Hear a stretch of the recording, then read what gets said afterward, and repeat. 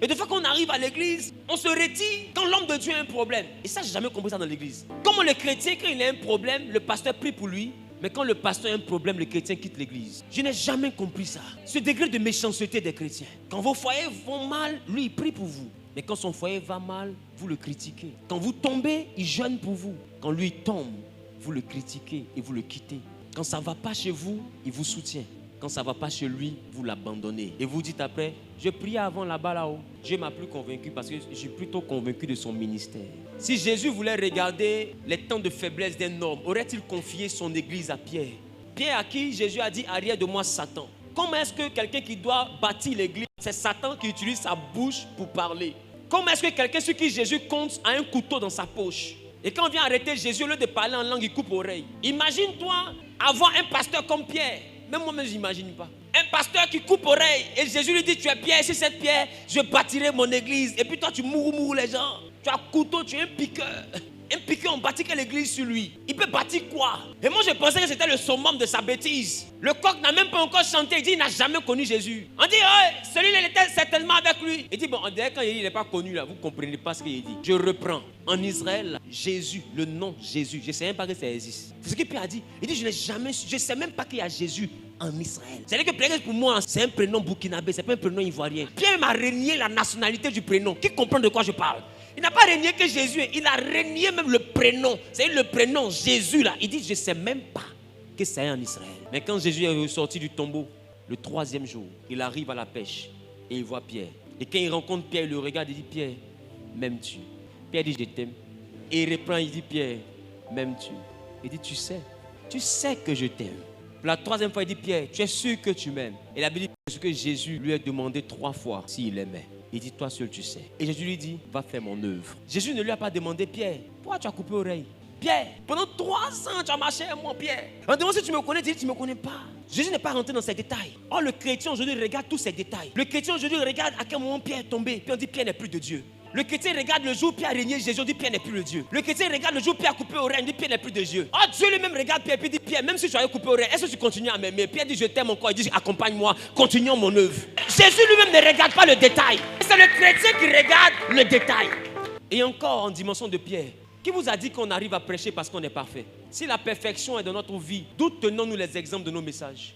Vous pensez qu'on prêche seulement que ce qu'on a entendu? On prêche aussi ce qu'on a vécu. Quand on est témoin, vous pensez qu'on témoigne de quoi? On témoigne de ce qu'on a vu, de ce qu'on a entendu et de ce qu'on a vécu. Il y a 3 niveaux du témoignage. Dieu n'avait pas un problème avec la nudité d'Adam, mais Dieu avait un problème avec qui lui a dit qu'il était nu. Dieu a dit à Adam, qui t'a dit que tu es nu? Non, c'est-à-dire, il dit, qui t'a dit que tu es nu? Sinon, moi je sais que quand j'étais créé là, tu es nu. Mon problème c'est qui t'a dit. Le problème c'est que vous marchez avec Dieu jusqu'à ce qu'à un moment donné, vous réalisez que vous êtes attaché à l'impudicité. Et les gens vous appellent impudique. Écoute, c'est toi qui as réalisé ça aujourd'hui. Quand Dieu t'a dit viens, c'est les gens qui t'ont dit prostituée. Au fait, Dieu lui t'a dit viens. Et puis les gens te disent prostituée. Entre viens et puis prostituée là, qu'est-ce que tu vas suivre?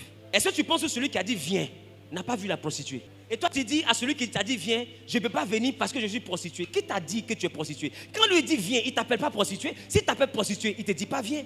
Je reprends. Attends. Si lui te dit viens, c'est parce qu'il sait que tu es capable de faire ce pourquoi il t'appelle. Maintenant toi tu dis non, j'aime pas là, j'ai la colère. Attends, j'ai travaillé ça d'abord. Attends.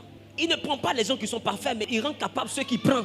Et puis j'ai envie de te dire, s'il y a une chose que Dieu laisse dans ta vie pour t'appeler, c'est la faiblesse. Ce qui fait un leader, ce n'est pas ses qualités, c'est ses défauts. Quitte cette église, va dans une autre église, mène des enquêtes sur la vie du leader, rapproche-toi de lui, tu verras des défauts. Tout leader, aussi parfait semble-t-il, transporte des défauts. Est-ce que vous savez que l'apôtre Paul même avait un problème? Moïse a dit à Dieu, Seigneur, je ne sais pas parler, je bégayais. Et ça n'a pas changé même depuis que toi tu me parles. Dieu lui dit, va avec. Oh, Moïse est en train de dire, si tu es Dieu, que tu m'envoies pour parler, que je parle à guéris-moi d'abord, avant que je ne pas te parler. Sinon on va te dire, Dieu t'a parlé. Et puis c'est cette voix-là, tu lui as répondu. Et puis il n'a rien fait. C'est-à-dire, Dieu même qui t'a parlé là, tu as pris cette voix-là pour lui répondre. Et puis lui-même, ça ne lui a rien dit. C'est-à-dire qu'il te dit, Moïse, et puis tu as dit, oui, Dieu lui-même, ça lui a rien dit. Il ne t'a pas guéri, hein? Et puis il t'a envoyé pour nous parler. Gorge ça là. Dieu n'a pas changé la gorge là. Dieu lui dit, va avec cette gorge. Gorge qui ne marche pas là, va avec. Il dit, je vais envoyer Aaron. Tu vas bégayer dans les oreilles d'Aaron. Et puis Aaron sera le prophète à ta place. C'est-à-dire que quand toi tu vas bégayer, c'est dans ses oreilles. Et c'est Aaron qui a bien parlé. C'est-à-dire que pour dire à Moïse, écoute-moi, tu seras capable de fendre la mer, mais malgré les miracles, tu ne seras pas capable de réparer ta voix. Cette dimension-là envoie tout homme de Dieu puissamment utilisé par Dieu à se prosterner devant Dieu et à reconnaître que son imperfection a encore besoin de Dieu. Si tu es Moïse, que tu fends la mer, tu fais pleuvoir la nourriture, tu fais sortir l'eau du rocher et en plus de ça, tu es guéri de ta propre maladie, tu es Dieu. Ce qui fait de toi un adorateur, c'est le problème duquel tu n'arrives pas à te débarrasser. C'est ce problème-là qui fait qu'après avoir fini de fendre la mer, tu peux te prosterner devant Dieu. C'est à cause de ce problème-là, après avoir fini de faire tomber le pain du ciel, tu peux dire, Seigneur, je fais tomber le pain du ciel, mais je reconnais que je suis encore malade. J'ai besoin que tu me guérisses. C'est cette dimension qui fait que toi, tu as encore la capacité d'adorer. Sinon, les gens vont t'adorer.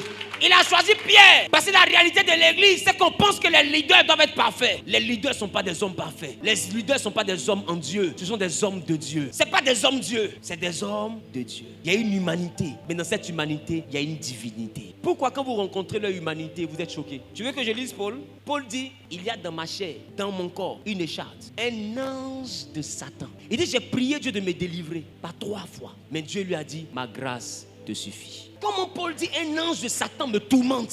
Il dit, Seigneur, délivre-moi. C'est-à-dire que le grand Paul avait une entité bizarre qui le fatiguait. Parce que échade, ce n'est pas une maladie. Échade, c'est une épine. Il dit, j'ai une épine dans la chair. C'est-à-dire qu'il y a un hic. Dans ma vie, là, il y a un hic. Mais malgré ça, je prêche. Mais je suis esclave de mon corps, de la loi du péché. Je sais ce que je veux faire de mon entendement. Mais quand je veux le faire, dans mon corps, la parole de Dieu retrouve une loi qui s'oppose à la loi de mon entendement, qui est la loi du péché. Et Paul dit, misérable que je suis. C'est que Paul lutte avec quelque chose pendant qu'il est le grand apôtre. C'est-à-dire que même le grand apôtre avait une chose avec laquelle il luttait. Qui vous a dit qu'avoir un défaut disqualifie un homme de Dieu? S'il y a une chose qui qualifie un homme de Dieu, c'est le défaut lié à l'amour de Dieu. C'est la capacité à avoir un défaut. Mais malgré ce défaut, quand Jésus te demande est-ce que tu m'aimes, tu peux le regarder droit dans les yeux et lui dire Seigneur, je t'aime. Parce que lui, il sait que c'est ton humanité qui t'a envoyé à le renier. Mais la divinité en toi ne fait que te rapprocher de lui. Parce que tu as encore envie de le prêcher, tu as encore envie de l'annoncer, tu as encore envie de le proclamer.